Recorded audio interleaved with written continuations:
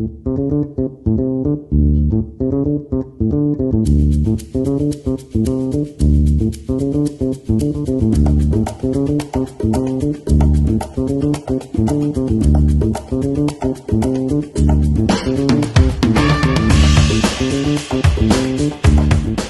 coffee to shampoo to hand sanitizer, First Stop Shop is your one-stop, conveniently located at the nearest Delta Petroleum gas station. Delta Petroleum, serving the Caribbean. Good morning, good morning, good morning. How are you this morning? I trust that you had yourselves a wonderful and a blessed weekend. This is the day the Lord hath made. Let us all rejoice and be glad in it. It's also a brand new week, and welcome to THG News Today with Mervyn Henley. We are programming for today, Monday. It's the 29th day of April, 2024. It's good to be with you this morning. The news, of course, is brought to you the kind sponsorship of Delta Petroleum, Carl & Sons on St. Martin, and Ephesus on Nevis. If you have not already, if just this is your first time to our channel and to THG News Today, I ask and I encourage you to please subscribe to our network's channel. Thank you so much in advance, and thanks to those of you who have already subscribed for your continued support. Ladies and gentlemen, we begin our news this morning with some sad news out of Antigua. The police are continuing their investigations into the circumstances surrounding the drowning of a toddler at Brigands. It was reported that sometime after 8 on Sunday morning, the family of 3-year-old Zayandon Colin Hope found him floating face down in a swimming pool. The emergency medic arrived on the scene and immediately began administering CPR, and subsequently transported him to the Sir Leicester Bird Medical Center. Doctors at the hospital also tried to resuscitate him, however, were unsuccessful. His body was pronounced dead at 8:37 a.m. Zayandon and his mother arrived in the country about 2 weeks ago from the United States to spend time with the family. So such a sad moment there.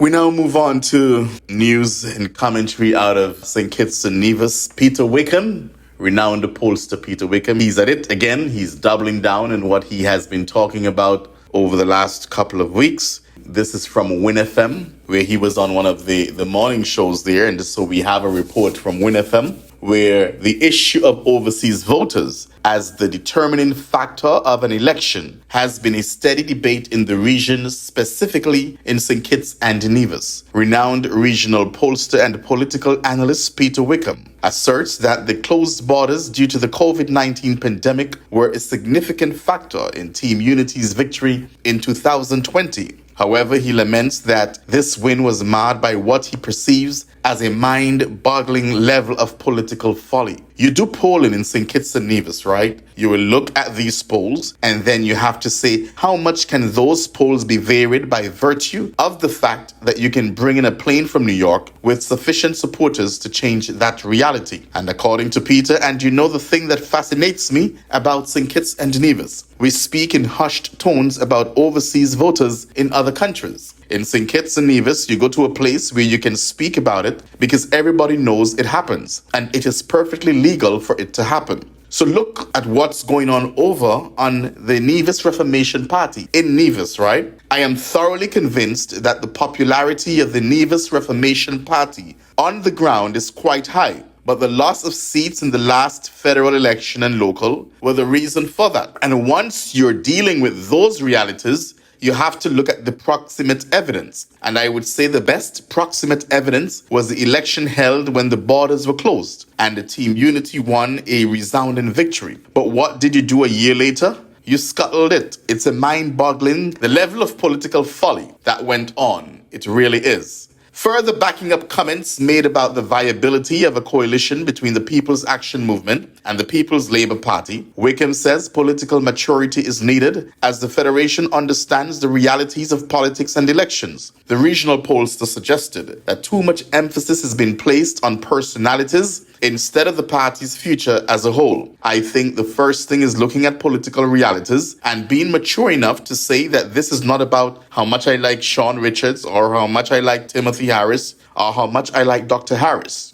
I think that a lot of politics has to do with the fact that people say, I don't really like this individual. I've found over time that political realities are such that people in political parties generally don't like each other. People between political parties generally don't like each other. And to be perfectly honest, the level of hate that you find inside some of these political parties in the Caribbean is easily matched by the level of hate that you see across political boundaries, So you're often in a situation where you sit down in a group with people who you really, really do not like. On a broader level, though, when you ask about what are some of the things that you can do to make the system more stable, I think that one of the things that St. Kitts and Nevis has to look at urgently is this whole overseas voting situation. Because I frankly do not understand how, and in the interest of disclosure, I was involved in setting it up the way it was, quite frankly, in another life. But I think that it's not a situation where it imposes a level of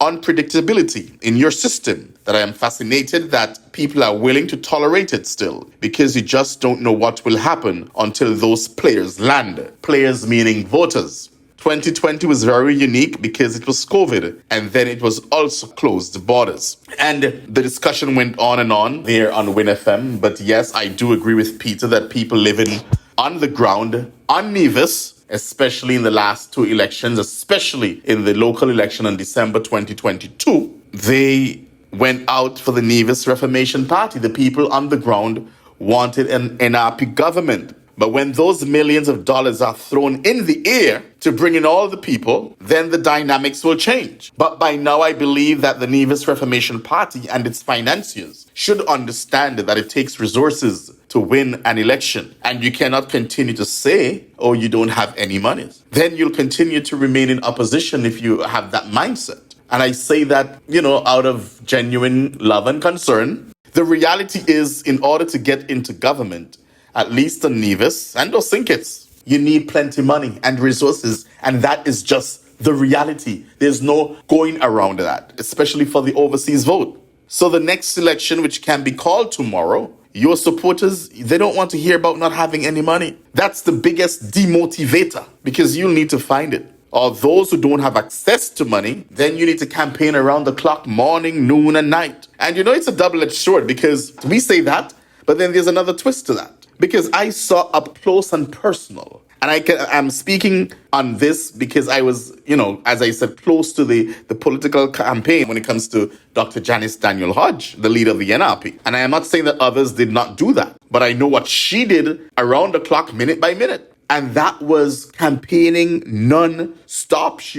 Dr. Janice Daniel Hodge rolled up her sleeves every single day for about 3 years almost. Yeah, non-stop campaign, right? She did not have the resources like that of the other side, where she did not have the resources. But guess what? She made history. Strong woman. She made history, and she defeated the bull in the china shop. That's what I call him. She made history. Never happened in the last 30 years.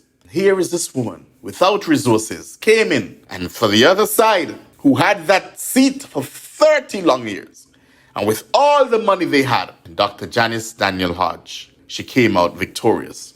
So hard work and commitment paid off. But then we can look at Charlestown and Nevis. That was J.D. Keynes. J.D. won that election. If J.D. had the resources to, let's say, bring in a few people, whether 5, 10, 15, she would have been a minister of government today. That's how this election, and that's what Peter is alluding to. Peter Wickham alluded to, that it's the overseas vote. So JD won the election on the ground, but because a few people came in by air, well, not a few people, tons and hundreds of people from the other side, the other side won that seat. By what, 11, 12, 15? How many votes that were?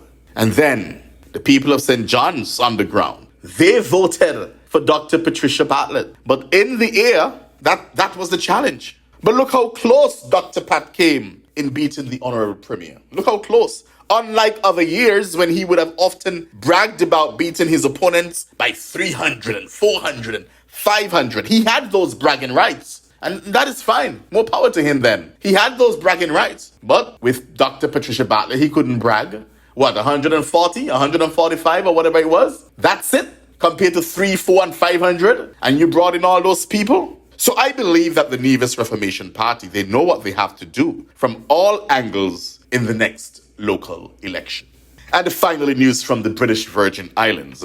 Premier Dr. Nathaniel Wheatley marked his administration's first year in office last week with a statement reflecting on the challenges and accomplishments over the past 12 months and reaffirming his commitment to building a sustainable future for the Virgin Islands. Addressing the territory, Premier Wheatley acknowledged the obstacles faced, including securing post-disaster recovery resources, global inflation, governance reforms, shifting regulations, and financial constraints. However, he expressed optimism buoyed by the capabilities and resilience of the Virgin Islands people. The Premier cited growing tourism arrivals, a world-class financial services industry, and the accomplishments of Virgin Islander youth as resources of pride and promise for the territory's future.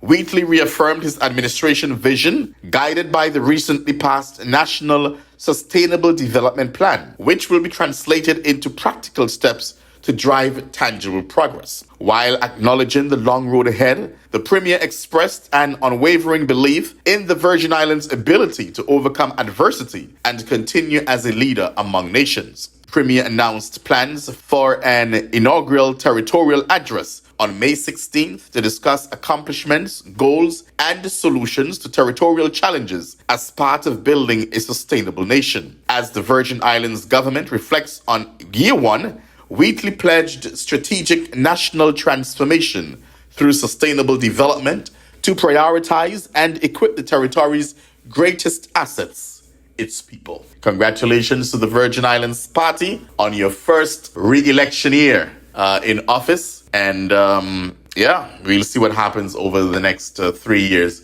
with the Virgin Islands Party. Well, ladies and gentlemen, that's our news for this morning. The news, of course, was sponsored by Carl & Sons on St. Martin, 2 locations on the island, Coal Bay and in Phillipsburg, that's on the Pondville, Delta Petroleum and Ephesus on Nevis. Do join me again tomorrow morning, God's willing, at 6 o'clock Atlantic Standard Time for a similar presentation, or you're free to listen to the news, log on any time of the day. The news will be here on demand for you. It will be here to your convenience at any time. THG News Today, THG Network. I am Mervyn Henley. Have yourselves a wonderful and blessed day.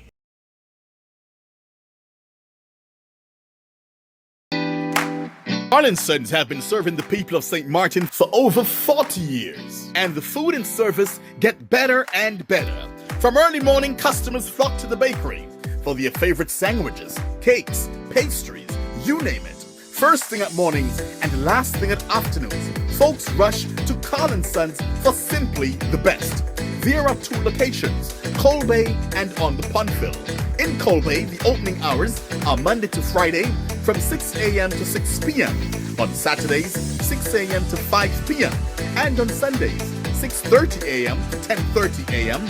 and 2 p.m. to 5 p.m. Opening hours on the Pondville, Monday to Friday, 6:30 a.m. to 6 p.m. Saturday and Sunday, 6:30 a.m. to 1 p.m. We also cater for weddings, parties, special events, whatever the occasion. It's Carl & Sons. Our staff, we are always happy to serve you. Call us today, the Coal Bay location, 721-544-2462. That's 721-544-2462. Or in Phillipsburg, 721-543-1059. That's 721-543-1059. It's Carl & Sons Bakery. We are here to serve you.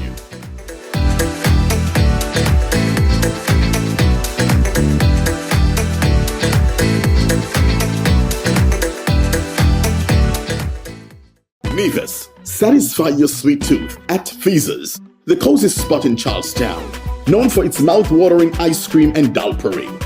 We are open Monday to Saturday, 8 a.m. to 5 p.m. Come in and sample our patties, sandwiches, air-fried wings with fries, hot dogs, rotis, and now our famous smoothies, in all flavors of course. And don't forget to try the famous bus-up shut and saltfish. It's Ephesus, located at the entrance to the Cotton Jewelry Mall in Charlestown, Nevis. They're also available by phone, so place your order by calling 1-869-665-2458. Don't ask about the rest, just try the best.